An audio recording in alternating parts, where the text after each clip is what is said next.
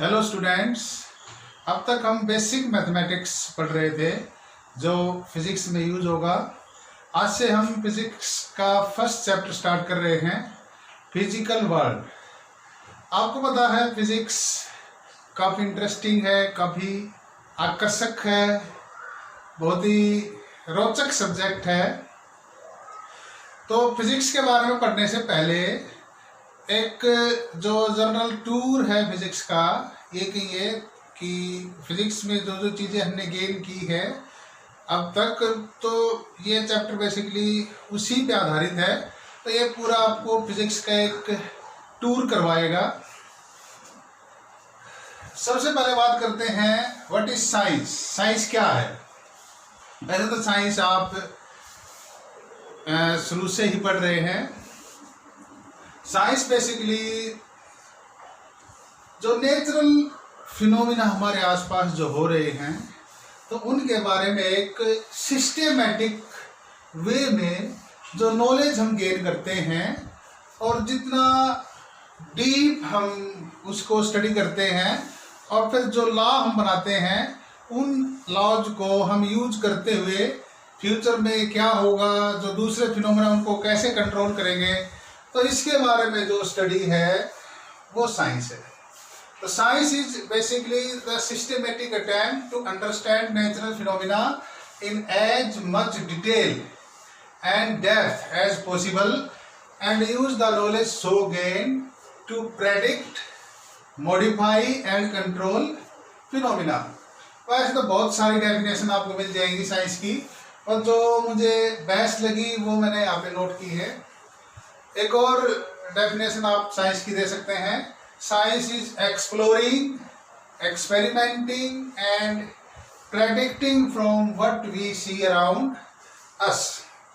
Explore का मतलब है, सपोज हमें किसी चीज़ के बारे में नॉलेज है, उसके बारे में हम बातचीत करके उसको और डीपली अंडरस्टैंड करते हैं, फिर एक्सपेरिमेंट करते हैं उस फिनोमिना पे, और फिर जो रिजल्ट आते हैं उसके आधार पर हम अनुमान लगाते हैं कि भी फ्यूचर में क्या हो सकता है। That is science. अब फिजिक्स क्या है? तो फिजिक्स एक तरह से साइंस की एक ब्रांच है। It is the study of basic laws of nature and their manifestation in different natural phenomena. Manifestation का मतलब होता है जो डिफरेंट फिनोमिना है उसमें वो कैसे शो करेंगे। तो जो डिफरेंट फिनोमिना है उसको जब हम डिफरेंट जो रिजल्ट है वो हम अप्लाई करेंगे तो हमें क्या मिलेगा। जो नेचुरल फिनोमिना है आप देख सकते हैं, fall of apple, motion of moon around earth, motion of planet around सन।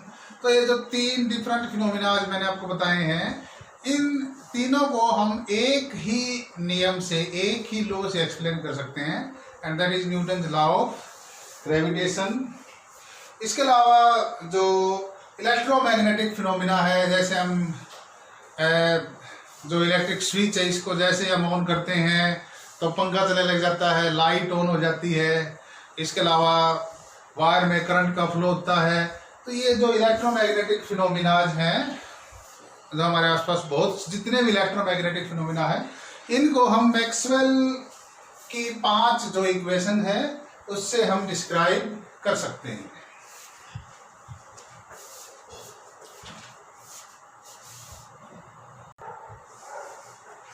बात करते हैं साइंटिफिक मेथड की।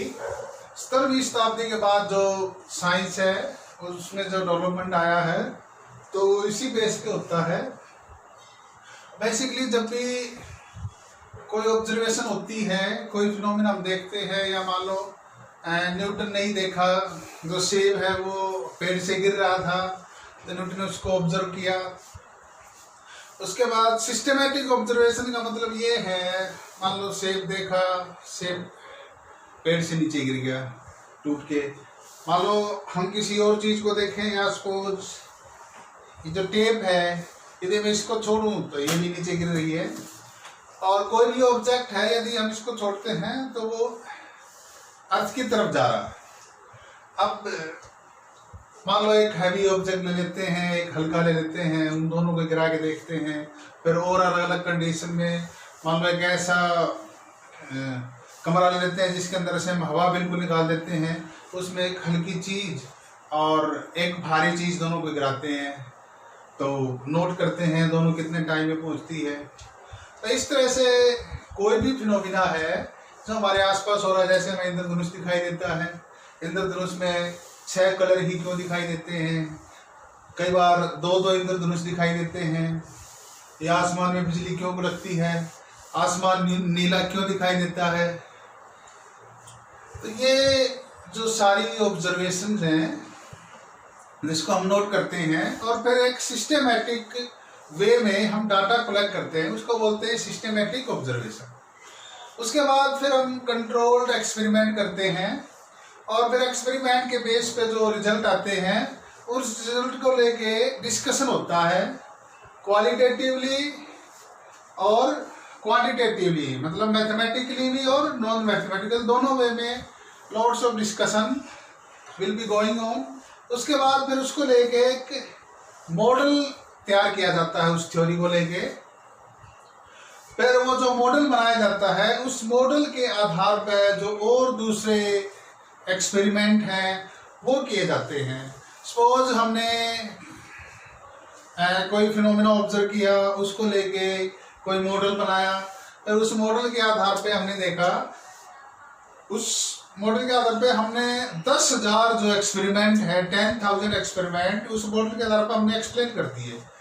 तो यदि कोई एक एक्सपेरिमेंट भी ऐसा होगा जो ये मॉडल उसको एक्सप्लेन नहीं कर पाएगा या उसके बेस पे जो रिजल्ट है वो गलत आएगा, तो वो थ्योरी गलत हो जाएगी।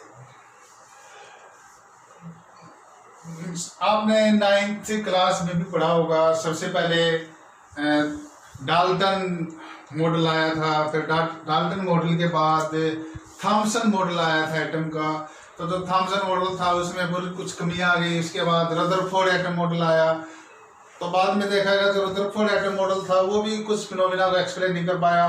फिर बोहर मॉडल आया, तो ये देखा गया जो बोहर मॉडल था वो भी हाइड्रोजन और हाइड्रोजन जैसे एटम को एक्सप्लेन कर पाता था।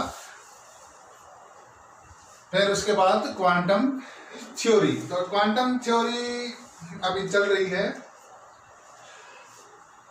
फिर एक्सपेरिमेंट करने के बाद मैथमेटिकल मॉडल डिस्कशन करने के बाद जो मैथमेटिकल मॉडल बनाया जाता है उसके आधार पर वेरीफाई किया जाता है और नए एक्सपेरिमेंट किए जाते हैं उसी फिनोमिना से रिलेटेड, और फिर उसको बार बार वेरीफाई किया जाता है। यदि एक भी एक्सपेरिमेंट ऐसा आ जाता है जो उस थ्योरी के आधार पर रिजल्ट गलत देता है, तो वो फिर मॉडल गलत हो जाता है। This is scientific method. 20वीं शताब्दी के महान वैज्ञानिक रिचर्ड फेनमैन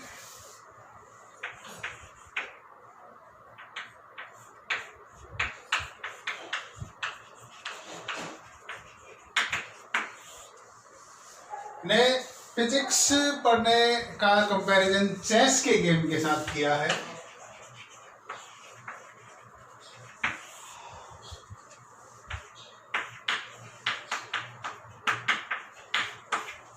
शतरंज का खेल शायद आपने भी खेला हो।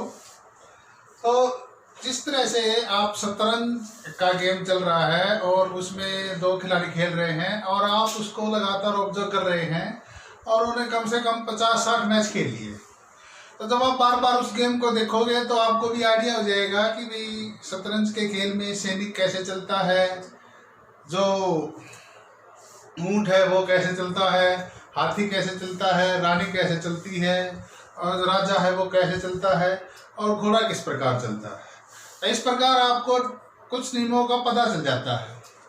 लेकिन वो सारे नियम आप बार बार जब आप देखते हो, वो सारे नियम आने के बाद भी कई बार आपको पता नहीं चलता कि उस पर्टिकुलर टाइम पे जो खिलाड़ी है उसने वो चाल क्यों चली। अच्छा, वो चलने के बाद भी कई बार क्या होता है, जैसे मान लो 2 ऊंट होते हैं शतरंज के खेल में, एक ब्लैक और एक वाइट। मान लो जो वाइट ऊंट है वो एक प्लेयर का व्हाइट ऊंट मर जाता है तो उसके पास केवल ब्लैक ऊंट रहता है, और जो ब्लैक ऊंट है वो केवल ब्लैक जो बॉक्स होते हैं शतरंज के उसके बिछात के, तो वो केवल ब्लैक उसमें ही चलता है। तो हम ये आइडिया लगा लेते हैं कि भाई अब जो ऊंट है वो ब्लैक से बाहर नहीं चल पाएगा कभी भी।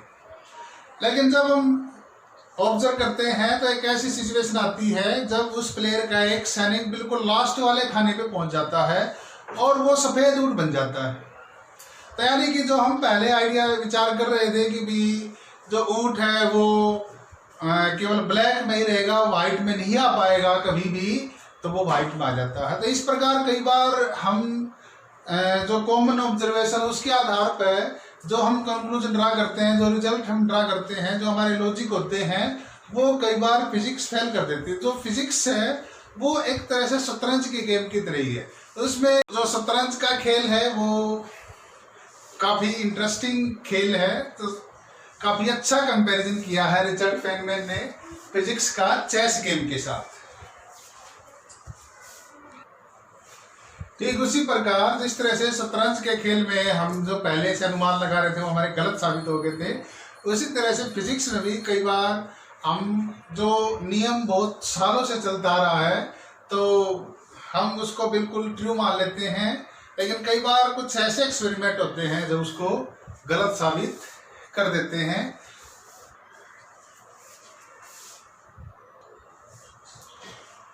Scope and excitement of physics. Physics का स्कोप काफ़ी विशाल है। फिजिक्स में एक तरफ तो आप फिनोमिना पढ़ेंगे जो एटॉमिक फिनोमिना है, जिसमें आप बहुत छोटी स्केल पर जाएंगे।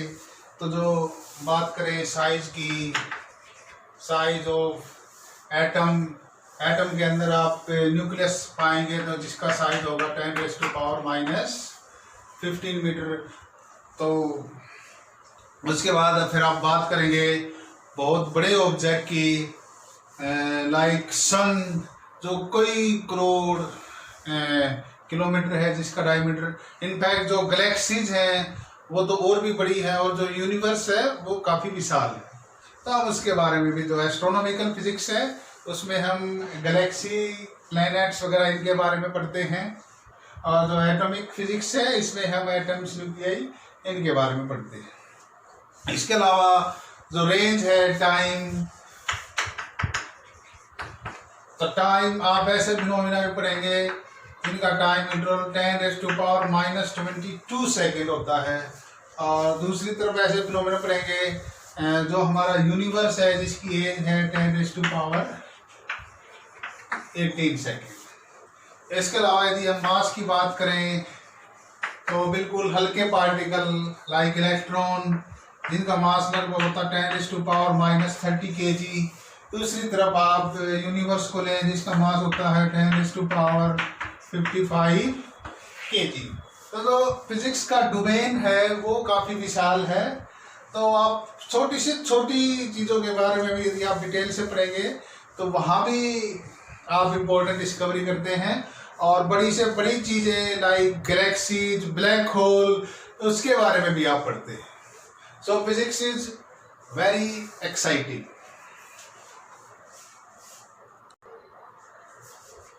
Well, physics कई तरीके से exciting है, उसमें कुछ मैं डिस्कस कर लेते हैं। Elegance and universality of basic theory. आप देखेंगे ग्रेविटेशन का चैप्टर जब आप पढ़ेंगे तो उसमें न्यूटन लॉ ऑफ ग्रेविटेशन है। तो आप देखेंगे वही न्यूटन लॉ ऑफ ग्रेविटेशन वही किसी ऑब्जेक्ट जो अर्थ के सरफेस के आसपास गिर रहा है उस पर भी वही नियम लगेगा। जो मून है अर्थ के चारों ओर घूम रहा है वही सेम नियम उस फिनोमिना को भी एक्सप्लेन करेगा। इसके अलावा आप और दूसरे किसी ग्रह पर चले जाए, मार्स प्लेनेट पे भी यदि आप जाएंगे तो वो नियम वहाँ भी काम करेगा। तो इस तरीके से जो फिजिक्स है वो काफ़ी शानदार है। केवल कुछ ही नियम है जिनसे आप पूरी फिजिक्स पढ़ सकते हैं, और आप देखेंगे वो जो पर्टिकुलर नियम है वो बहुत जगह यूज होंगे। Challenge in carrying out imaginative new experiment to unlock the secret of nature. वैसे जो नेचर है, नेचर ने बहुत सारे नियम छुपा रखे हैं। आप ये कह सकते हैं नेचर को हम कहते हैं गॉड, यानी गॉड ने बहुत सारे जो सीक्रेट हैं वो छुपा रखे हैं, और जो साइंटिस्ट है उनका काम है उन सीक्रेट को रिवील करना। तो उसको रिवील करने के लिए नए चैलेंजिंग एक्सपेरिमेंट होते हैं। तो आपने लार्ज हाइड्रोन कोलाइडर एक्सपेरिमेंट के बारे में सुना होगा। अर्थ के नीचे 15-20 किलोमीटर लंबी सुरंग खोदी गई है, वहाँ पे दो प्रोटॉन की बीम है वो कोलाइड की गई है, और वहाँ से फिर हिग्स बोसोन नाम के जो पार्टिकल हैं उसकी खोज हुई है। तो ये जो चैलेंज है, जो नेचर के जो रहस्य हैं उनको जब हम रिवील करते हैं, उनको फाइंड आउट करते हैं नए नए एक्सपेरिमेंट करके, तो वो काफ़ी एक्साइटिंग है, काफ़ी मज़ा आता है उसमें। To verify and refute theories is thriller. तो आप देखेंगे कई थ्योरी जिसके बारे में आप एक धारणा बना लेते हैं कि भाई ये तो गलत हो ही नहीं सकती, कुछ ऐसे एक्सपेरिमेंट होंगे कि आपका जो कॉमन सेंस है वो फेल हो जाएगा। तो इस तरह से जो फिजिक्स है वो काफ़ी थ्रिलिंग भी है। तो जो फिजिक्स है इसमें काफ़ी एक्साइटमेंट होगा, काफ़ी ड्रामा होगा, थ्रिलर मूवी की तरह मज़ा आएगा। जिस तरह से आप सस्पेंस थ्रिलर मूवी देखते हैं तो वैसा ही मज़ा आपको फिजिक्स पढ़ने में आने वाला है।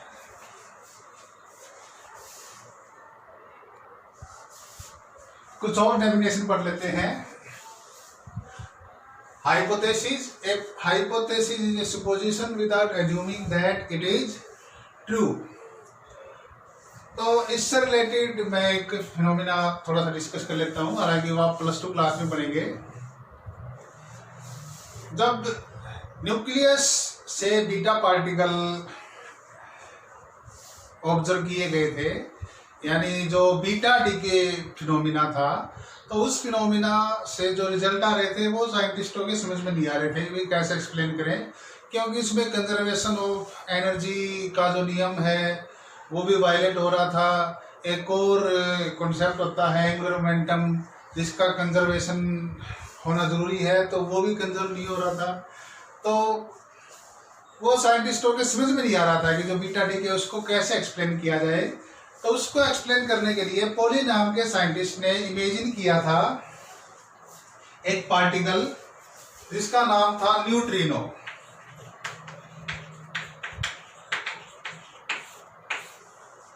और न्यूट्रिनो हाइपोथेसिस उसने दिया था कि भाई मान लेते हैं कि ये जो न्यूट्रिनो है कोई गारंटी नहीं है कि ये सच होगा भी या नहीं होगा, लेकिन उसने न्यूट्रिनो को इमेजिन करते हुए फिर उसको दोबारा स्टडी किया बीटा डीके को। तो जो भी दिक्कत आ रही थी उस फिनोमेना को एक्सप्लेन करने में, तो वो सारी दिक्कतें दूर हो गई।